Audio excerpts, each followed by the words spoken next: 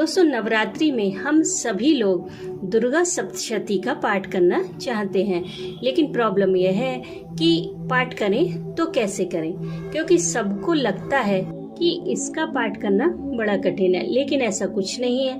आज मैं आपको बहुत ही आसान विधि बताने जा रही हूँ, जिसे गृहस्थ लोग बड़ी आसानी से कर सकते हैं।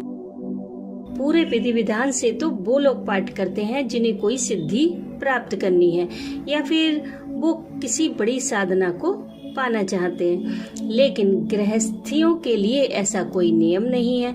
हमसे अगर कुछ रह जाता है, कुछ छूट जाता है, तो माँ कभी नाराज नहीं होती हैं। सबसे पहले तो आप पाठ करने से पहले यह डिसाइड कर लें कि आपको पाठ चैप्टर के हिसाब से करना है या फिर चरित्र के हिसाब से।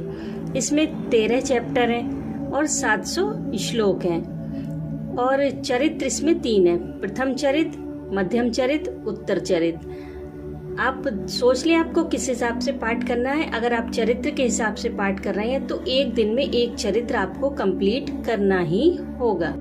अब आप देख लें आप कैसे पाठ करेंगे। उसके बाद आपने जहाँ पर देवी की स्थापना की है वहाँ पर पूर्व या फिर उत्तर की ओर मुख करके शुद्ध होकर बैठ जाइए। लाल रंग का आसन ले ले। अगर लाल रंग का ना हो तो आप दूसरा आसन भी ले सकते हैं, लेकिन अगर लाल रंग का आसन होगा तो बहुत अच्छा रहेगा। फिर सबसे पहले आप अपने माथे पर तिलक लगा लें। फिर दुर्गा सप्तशती पढ़ने से पहले आचमन किया जाता है। आचमन के लिए हाथ में जल लेकर बोलिए ओम ऐं आत्म तत्वम शोधयामि नमः स्वाहा और जल को पी लीजिए। फिर बोलिए ओम ह्रीं विद्या तत्वम शोधयामि नमः स्वाहा, फिर जल को पी लीजिए। फिर बोलिए ओम क्लीं शिव तत्वम शोधयामि नमः स्वाहा, फिर जल को पी लीजिए।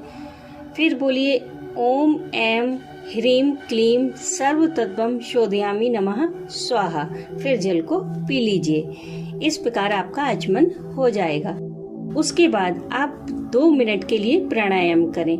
धीरे धीरे लंबी लंबी गहरी गहरी सांसें लें और बाहर छोड़ें। इससे आपका मन एकाग्र हो जाएगा, क्योंकि दोस्तों हमें पूजा का पूरा फल इसलिए भी नहीं मिलता क्योंकि हमारा पूरा ध्यान पूजा में नहीं लगता है। हमारे दिमाग में हर समय कुछ न कुछ चलता रहता है। इसलिए दुर्गा सप्तशती को पढ़ने से पहले प्राणायाम करना आवश्यक है, ताकि हमारा मन एकाग्र हो जाए और हम उसे माँ की सेवा में लगा सकें। प्राणायाम के पश्चात हाथ में पुष्प, अक्षत और जल लेकर संकल्प लें कि मैं दुर्गा सप्तशती का पाठ करने का संकल्प लेता हूँ या लेती हूँ। हे माँ, इस अनुष्ठान में आप मेरी मदद करें। संकल्प के बाद पुस्तक की इस मंत्र से पूजा करें। ओम नमो देव्ये महादेव्ये शिवाय सततम नमः। नमः प्रकृते भद्राय नियतः प्रणतास्मताम्। उसके बाद पुस्तक को विराजित कर लें। दोस्तों, पुस्तक को आपको हाथ में लेकर नहीं पढ़ना है। आप पुस्तक को किसी चौकी पर विराजित कर सकते हैं या फिर पुस्तक रखने के स्टैंड आते हैं, आप उस पे विराजित कर सकते हैं। दोस्तों, दुर्गा सप्तशती का पाठ करने से पहले इसका शापोद्धार और उत्कीलन करना आवश्यक है। सबसे पहले पुस्तक पूजा के बाद आप शापोद्धार करें।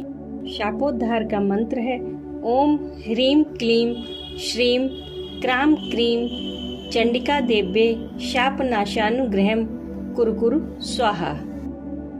इस मंत्र का आदि तथा अंत में अर्थात शुरू में और आखिर में 7-7 बार पाठ करने से दुर्गा सप्तशती का शापोद्धार हो जाता है। शापोद्धार के बाद उत्कीलन करें।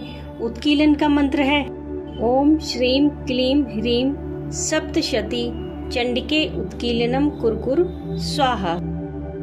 इस मंत्र का शुरू में और आखिर में 21-21 बार पाठ किया जाता है।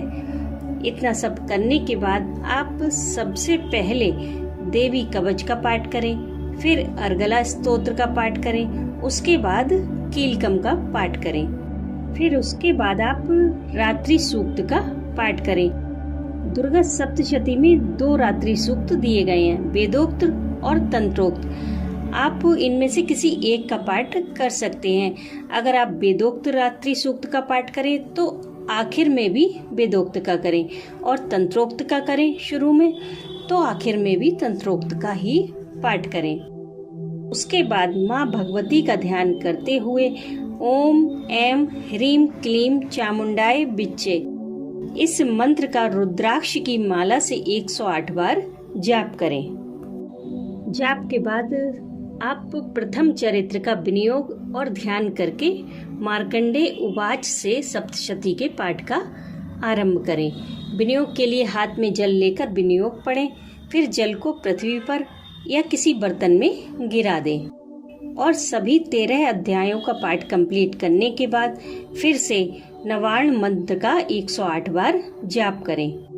फिर आप इस जाप को देवी के चरणों में समर्पित कर दें। फिर देवी सूक्त का पाठ करें और उसके बाद फिर से शापोद्धार और उत्कीलन किया जाएगा, जैसा आपने पाठ के शुरू में किया था, लेकिन इस बार उत्कीलन पहले होगा, शापोद्धार बाद में। और सबसे अंत में क्षमा प्रार्थना की जाती है, ताकि हमसे कोई भूल हो गई हो तो माता रानी हमें क्षमा कर दें। दोस्तों, नवरात्रि के सभी दिन बहुत शुभ होते हैं, हर समय शुभ होता है, इसलिए आप पाठ सुबह कर सकते हैं, दोपहर में कर सकते हैं, शाम को भी पाठ कर सकते हैं। जिस समय भी आपको सुविधा हो उस समय आप पाठ आरंभ कर लें।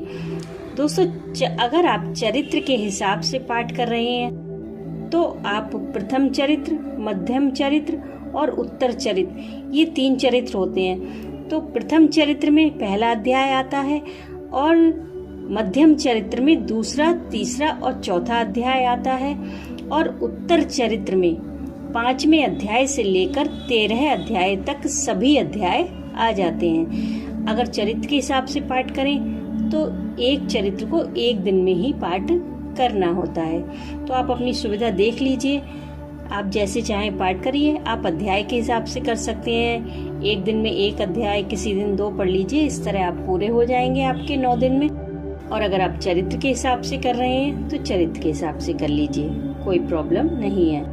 दोस्तों, सच तो यह है कि दुर्गा सप्तशती इतना चमत्कारी ग्रंथ है कि आप इसका पाठ किसी भी तरह करें, नियम से करें, बिना नियम के करें, तो भी यह अपना असर दिखाता ही है।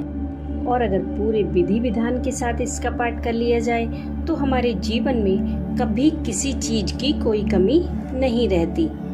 इसलिए आप कोई वहम ना करें कि पढ़ते समय हमसे कोई गलती हो गई तो माँ हमें दंड देंगी। माँ कभी किसी को दंड नहीं देती हैं, बल्कि माँ की आराधना से तो हमारे पापों का नाश होता है। तो दोस्तों, आई होप आपको सब कुछ समझ में आ गया होगा। तो इस नवरात्रि पूरी श्रद्धा के साथ आप दुर्गा सप्तशती का पाठ कीजिए। माँ भवानी आपकी सभी कामनाएं पूर्ण करेंगी।